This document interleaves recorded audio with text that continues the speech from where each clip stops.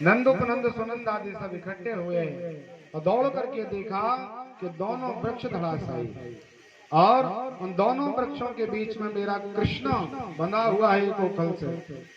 अम्मा को लगा इतनी बड़ी ओखल कहां से आ गई इधर तक खिसकते हुए, और ये दोनों वृक्ष किसने इस प्रकार से धराशायी किए हुए हैं। बार बार विचार किया, कहीं समाचार नहीं मिला, भगवान कृष्ण को मुक्त किया।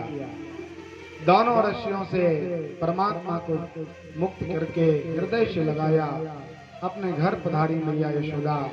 और माँ यशोदा जी ने महात्मा नंद से कहा, महाराज जी बहुत उत्पात हो रहे हैं, अनेक कष्टों के साथ बेटे के लिए ये सामना करना पड़ रहा है, इसलिए ऐसा करिए महाराज, मुझे लगता है कि भगवान मेरे बेटे जो हैं इनके लिए गोकुल में आनंद प्राप्त नहीं हो रहा, इसका त्याग करना चाहिए। तो भगवान की कृपा प्रसादी के लिए, भगवान की प्रसन्नता के लिए, तब सुखे सुखितम इति प्रेम लक्षणम, भगवान की प्रसन्नता के समय हमें कुछ भी तकलीफ हो जाए, प्रेम की पराकाष्ठा होती है, बदले की भावना प्रेम नहीं है। तब महात्मा नंद आदि इकट्ठे हुए और कहने लगे, देखिए हमारा मणिमाणिक आदि वैदुर्य मणियों से बना हुआ ये घर परिवार है, बड़ा वैभव है, लेकिन भगवान कृष्ण के प्रति हम सब त्याग देंगे। सब कुछ छोड़ने के लिए तैयार हुए और अनेक प्रकार से अपना थोड़ा सा भोज्य सामग्री रखे, अपने बच्चों को, गायों को इकट्ठा किया, बैलगाड़ी तैयार की, छकड़ों में सब अपना सामान भर करके भगवान नंद बाबा और सभी प्रकार के परमात्मा के वो परिकर वृंदावन के लिए पधारे।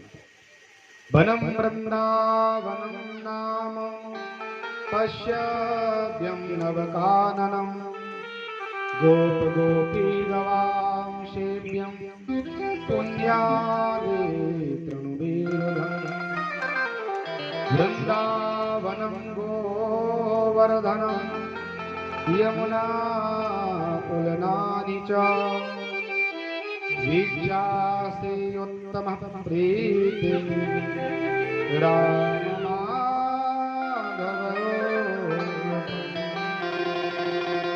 वनम वृंदावनम नामो, एक सुंदर वृंदावन का याद ध्यान आया। तब महात्मा लोगों ने विचार किया, क्यों ना हम वृंदावन चलें, जहाँ पर यमुना मैया का पुलिन है, भगवान गोवर्धन की तलहटी है और दिव्य वहाँ पर वृंदा का वन अर्थात तुलसी का उपवन है। ऐसे आश्रम में हम सब पधारेंगे। सब लोग इकट्ठे होकर के वृंदावन पधारे और यत्र तत्र अपना अपना स्थान सुनिश्चित कर लिया, वहाँ पर अपना डेरा लगाया, कुछ तंबू जैसा घर बनाया, आनंद से वहाँ पर रहने लगे। भगवान बड़े प्रसन्न हुए और जैसे ही गोविंद यहाँ वृंदावन में पधारे, तो यहाँ जो भगवान ने विहार लीलाएं की, तो प्रभु का नाम वृंदावन विहारी हो गया। बोल वृंदावन विहारी लाल की जय। अब परमात्मा की दिव्य वाली लीलाएं प्रारंभ होने वाली हैं। बड़ा आनंद भगवान का। और महाराज बड़ी सावधानी से इस कथा को सुनना। अब पता नहीं कब मनुष्य हम बन पाएंगे, कब ये अवसर मिलेगा, कोई भरोसा नहीं है इसका। कब हम ऐसे बैठ करके भगवान के बाल चरित्र श्रवण गाएंगे या सुनेंगे, इसका कोई भरोसा नहीं। इसलिए बड़े सावधानी और प्रेम से भगवान के बाल चरित्रों में प्रवेश करते हैं। जिन भगवान के बाल चरित्रों का केवल एक बार श्रवण कर लें हम, तो हमें परमात्मा की कृपा से वैकुंठम योगी दुर्लभम, योगियों के लिए जो दुर्लभ वस्तु है वो प्राप्त हो जाती है। गोविंद की दिव्य कृपा, गोपांगनाओं का आनंद, गोप सखाओं के ऊपर भगवान की कृपा। परमात्मा ने अपना दिव्य एक मंडल निर्माण किया, अपने छोटे छोटे बच्चों को मित्र बनाया। तन सुख नाम का एक इनका मित्र था, पूरा शरीर हड्डियां बाहर से गिन लो महाराज, इतना पतला शरीर था। कन्हैया ने कहा, महाराज कुछ खाते पीते नहीं हो क्या? तो उसने कहा, महाराज भोजन तो हम करते हैं, लेकिन थोड़ा सा एक गलती है हमारे घर में कि हमारे घर की जितनी भी गौधन होता है, दुग्ध आता है, उससे मक्खन आदि बनता है, घृत आदि निकलता है, तो सब मेरे मैया बाप सब बाजार में बेच देते हैं। तो केवल छाछ हमारे घर में छूट जाती है, छाछ के साथ रोटियां खाते हैं। कितना भी महाराज रोटियां खाएं, लेकिन हमारा ये शरीर पुष्ट नहीं होता उससे। कन्हैया ने कहा, बेटा चिंता मत कर, अरे हम सेवा करते हैं गायों की, इसलिए प्रथम अधिकार हमारा है। हमारे खाने पीने से जो बचेगा वो बाजार जाएगा। इसलिए ऐसा करो, जैसे ही गाय लग के माता पिता जो भी लगाएं और वो घर में दुग्ध को लगे रखें, तत्काल समय अवसर पा करके पूरा गट गट करके पी जाना। क्या ठीक है महाराज? और यदि पकड़े गए तो कहा फिर हमें याद करना, हम देख लेंगे। परमात्मा का आदेश हुआ और वह तनसुक नाम का भगवान का मित्र छुपा हुआ था कि कब गोधोधन हो गाय का दुग्ध आएगा, हम आनंद से पाएंगे। 2 लीटर गाय का दूध महाराज गटागट करके उसने पूरा पान कर लिया। शाम का समय, रात्रि के समय में मैया ने कहा बेटा जल्दी से आ जाओ, थालियां लग चुकी, भोजन की व्यवस्था है, भोजन पाओ। उस बेटे ने कहा कि मैया आज हमारे पेट में बिल्कुल भूख नहीं है, आज मन अस्वस्थ सा लग रहा है, हमें कोई खाने पीने की इच्छा नहीं हो रही। माने का कोई बात नहीं, तान दुपट्टा सो गया। प्रातः काल हुआ, कन्हैया से मिला। गोविंद ने कहा महाराज कैसा क्या रहा? कहा महाराज आज तो आनंद आ गया, जीवन में मैंने कभी इतना दूध नहीं पिया, आज 2 लीटर दूध पान करके आए हैं। तो कोई दिक्कत तो नहीं हुई? महाराज कोई दिक्कत नहीं। तो कहा ठीक है, पहले अपने अपने घर में खूब चोरी करो, बाद में जब अपन इसमें महारत हासिल कर लेंगे, बहुत बड़ी इसमें अपन उपलब्धि ले लेंगे, तो आनंद से दूसरे घरों में भी चोरियां करेंगे। और गोविंद ने दही मक्खन आदि का चोरी करना प्रारंभ किया। आनंद लेते हैं भगवान, पहले से सुनिश्चित कर ले कि अमुक व्यक्ति के यहाँ जाना है। गोविंद कहाँ से आते कहाँ से निकल जाते हैं कोई पता नहीं चलता। अनंत प्रकार से भगवान ने चोरी आदि कर्म करना प्रारंभ किया। गोपांगनाओं को बहुत आनंद प्रदान हुआ।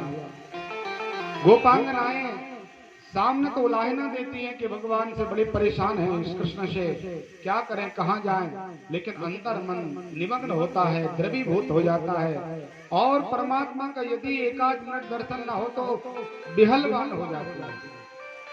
बहुत परमात्मा ने आनंद प्रदान किया। एक बार सभी सखियों ने विचार किया क्यों ना कन्हैया को पकड़े, तो भगवान को पकड़ने का प्रयास किया। परमात्मा समझ जाते हैं कि कहाँ क्या होने वाला है, भगवान से कुछ छुपा हुआ नहीं है। कभी भी कोई भगवान नारायण को नहीं पकड़ पाया। महात्मा नंद बाबा के आंगन में भगवान आनंद ले रहे हैं। 15 सखियां इकट्ठी हुई और माँ यशोदा जी के पास आई। मैया से कहा माँ आपका बेटा बड़ा परेशान करने लगा है। क्या किया? तो आगे खड़ी हुई जो गोपी थी उसने साड़ी की चिंदी चिंदी उसके पास जो थी एक एक धागा कर दिया था परमात्मा ने, जो वो मैया के सामने डाल दिया। माने कहा ये सब क्या है? तब वह गोपी कहने लगी मैया क्या बताओ? हेरी यशोदा सुनो जिनका, अरे देखो रीजा सुंदर सारी, 4 दिना नहीं मोल लिए भय, वो कृष्ण न तार तगा कर डाले, तूनो अनोखोरी पूत जनो, तोरे दोई कपोलन की बलहारी, हा हा करें तोरे पाँव परे, अरे रे रोक ले पूत जो आप नारी। अरे मैया मैंने एक बार विचार किया कि मेरे घर परिवार में विवाह है तो मैं पति से लड़ करके साड़ी लेने के लिए गई। माता जी लोग जो हैं यहाँ बहुत संख्याओं में पधारी हैं। इन लोगों के पास 2 समस्या, एक ये है कि पहनने के लिए कुछ नहीं, इनके पास बहुत ज्यादा वस्त्र नहीं है, और दूसरी समस्या इनके पास ये है अलमारी में जगह नहीं है, महाराज कहाँ रखें, क्या करें। ये 2 समस्या इनकी कभी खत्म होने वाली नहीं। उसने भी लड़ झगड़ करके अपने पति से पैसा लिया और बाजार जाकर के बहुत सुंदर रेशमी साड़ी खरीदी। और माताएं ऐसी होती है 10 रुपए की भी सामग्री खरीदेंगी तो दूसरों को बताने के बिना चैन नहीं आती है। पहले बता देंगे कि अमुक सामान मैंने खरीदा, बड़ा आनंद, सामने वाला कहता हमारे बहुत अच्छा है। तो वो आस पड़ोस में हर जगह साड़ी दिखाने गई। कन्हैया ने भी देख लिया, ठीक है महाराज देखते हैं आपकी साड़ी कितनी आनंददायक है। और गोपी ने रात्रि के समय एक स्थान पर रख दी। भगवान पहुंचे और परमात्मा ने पूरी साड़ी को तार तार कर दिया। वह गोपी मैया के सामने उस साड़ी को डाल के कहती है माँ बड़ा उत्पात करने लगा तेरा कन्हैया, मैं इतना धनवान भी नहीं कि हम और दूसरी वस्त्र आदि खरीद सकें। माने का चिंता मत करो, और मैया ने 10 साड़ियों को निकाल करके उस गोपी के लिए विदा कर दिया। दूसरी गोपी का नंबर आया, उससे पूछा तू क्यों परेशान है? तब वह कहने लगी, भैया क्या बताएं, मैं दधी बेचत जाते वृंदावन, कुंजन बीच मिले गिरधारी, मोर को पक्ष रखे सिर पे, मकराकृत कुंडल की छवि न्यारी, हाथ छड़ी मुख में मुरली, मुदरी मुस्कान लगे अति प्यारी, गोपी कहे छवि ना बिसरे, मेरे हृदय में बस गयो कुंज बिहारी। अरे भैया, मैंने विचार किया 10 दिन का इकट्ठा दही मक्खन करके बाजार में बेचेंगे तो बहुत सारा धन मिलेगा। मैं उस माट मटके को लेकर के चली और मुझे नहीं पता कि एक कन्हैया कहाँ छुप गया, और किसी वृक्ष पर छुप करके उसने ऐसा निशाना लगाया कि देखो भैया पूरा मैंने स्नान कर लिया है। ये बड़ा उत्पात करने लगा है, परेशान करता है, क्या किया जाए भैया मुझे बताइए। तो भगवती माँ यशोदा जी कन्हैया को बुलाती, बेटा इतना उत्पात करने लगा, इतना परेशान करने लगा सबको। कहा भैया मैं परेशान नहीं करता, ये सब झूठ बोल रही हैं, हम कभी किसी प्रकार से किसी को परेशान नहीं करते, लेकिन इनके ही घर वाले जो भी हैं वो सब बहुत उद्दंड है और नाम मेरा रखा जाता है। उद्दंडता अपराध इनके घर वाले करते हैं और जो भी होता है ऊंच नीच सब कहते हैं कि ये सब कृष्ण ने किया।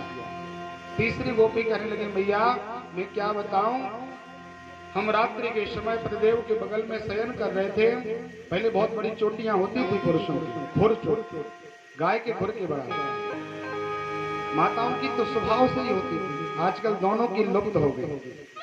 पुरुषों की तो गायब है, माताओं की छोटी हो गई, कालांतर में वो समाप्त हो जाएगी। दोनों की बहुत बड़ी बड़ी चोटियां थी। कहा भैया क्या बताएं, ये रात्रि में कृष्ण आया और इसने हमारे पतिदेव की चोटी में मेरी चोटी को बांध दिया। प्रातः काल का समय आया, 4 बज रहे थे और मैंने विचार किया पति के पहले उठना चाहिए, और जैसे ही मैंने उठने का प्रयास किया पतिदेव पीछे से चले आए महाराज। मैंने इस तरफ झटका दिया, पतिदेव उस तरफ झटका देने लगे, दोनों की चोटियां नीचे गिर गई महाराज। रक्त गमन होने लगा। ये कृष्ण आकर के ऐसा परेशान करता है। 5वीं सखी ने कहा भैया बंस भीरी उपजी मुरली, चुराए लयो मेरो चितरी, जाए लगी मुझ ठाकुर के, सब रैन बसी बिनरो बिसरी, ब्रज की बनिता सब घेरा करे, बसने नहीं देत दिना दसरी, हम तो तज भी ब्रज को बसवो, बज बैरन तू बंसी बजरी। माँ मैं क्या बताऊं, एक बार गोदोधन करने के लिए मैं तैयार हुई और अपना पात्र नीचे रखा, गाय को बांधा और गाय का दोधन करना हमने प्रारंभ किया। मुझे ऐसा लगा कि कन्हैया यहाँ पर है, तो कृष्ण को देख करके मैंने पूरा दूध उसके मुख में दूध दिया, पात्र हमारा पूरा खाली रहा। जब गाय ने दूध देना बंद कर दिया, मुझे लगा पात्र को उठा के ले चले, देखा तो एक बूंद भी मैया उस पात्र में दूध नहीं, पूरा दूध नीचे डला। सासू मैया को समाचार हुआ कि ये बावली होगी, इसने भांग पी ली क्या, तो पूरा दूध इसने पात्र में तो दुधारी नीचे जमीन में डाल दिया। भैया ने कहा ऐसे कैसे हुआ? कहा माँ जब ये बंसी बजाता है, जब बंसी वेणु का स्वर नाद करता है श्री कृष्ण भगवान, तो मैया हम अपने शरीर की सुध को भूल जाते हैं, हमें अपनी याद नहीं रहती कि हम कौन हैं, कहाँ के हैं, हमें क्या करना चाहिए। ऐसे वेणु का श्रवण करने का मन होता है और यहाँ घर वाले परिकर हमें डांटते हैं, तो मुझे तो लगता है कि अब इस ब्रज को मुझे छोड़ना पड़ेगा। अनेक प्रकार से मैया को लाहिना दी। माँ ने कहा चलो ठीक है, हम मानते हैं कि हमारा बेटा इतना उद्यमी है, एक बार पकड़ के ला। इन लोगों ने विचार के भगवान तो ये सब करते ही पकड़े जाएंगे। सबने मंत्र मांगी कि अब अपन को गोविंद को पकड़ना है, इसलिए 15 सखी इकट्ठी हुई। परमात्मा बहुत परेशान करके एक बार अपने आप पकड़े गए और गोविंद सबके बीच में उपस्थित हुए। गोपांगनाएं चारों तरफ से हैं, भगवान को घेर के चल रही हैं। बहुत आनंद की बात है, आइए इसका श्रवण करें। मन मोहन बेगर गई बारिश मनमोहन बिगड़ गई, बारिश माता यशोदा जी के दुलारी से मनमोहन बिगड़ गई, बारिश मनमोहन बिगड़ गई, बारिश मनमोहन बिगड़ गई, बारिश मनमोहन बिगड़ गई, बारिश मनमोहन तारी सेवा भाव से बारिश माता यशोदा जी के दुलारे से मनमोहन बिगड़ गई, बारिश मनमोहन बिगड़ गई,